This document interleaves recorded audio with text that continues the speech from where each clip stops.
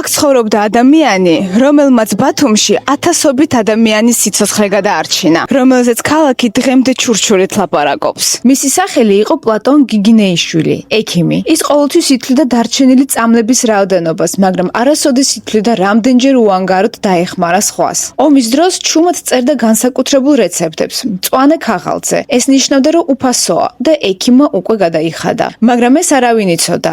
ყოველთვე თავად მიდიოდა აფთიაქში და ყველაფერს უხმოდ იხდიდა გაჭირებულებისთვის. მისი გარდაცვალების შემდეგ აფთიაქარმა თქვა სიმართლე. რეცეპტი 2 ყუთში ინახებოდა, თეთრი და მწვანე. მწვანე იყო მათთვის, ვისაც არაფერი გააჩნდა და არ შეეძლო წამლის ყიდვა. როცა თვითონ დაუვადა, მეზობლებმა ქუჩა თივით დაფარეს, რომ გზაზე ცხენის ჭენების ხმას არ დაეფრთხო გმირი ექიმის სიცოცხლის ბოლო დღეები. ის მთელ ქალაქს უყვარდა და დღეიდან თუ მის შესახებ არ იცოდი, ახლა შენც შეგიყვარდება. სიცოცხლის ბოლო დღეებში ამ ქუჩაზე სუფევდა სრული სიჩუმე, როგორც პატივცემა. ეს სახლი ისევ დგას და მას ახსოვს, რომ ექიმობა უბრალოდ პროფესია არაა, ეს სულის საქმეა. როცა მთელი ქალაქი შენს გამო ჩუმად ხდება, ეს ნიშნავს, რომ უბრალოდ ექიმი არ ხარ. შენ ხარ პლატონ გიგინეიშვილი.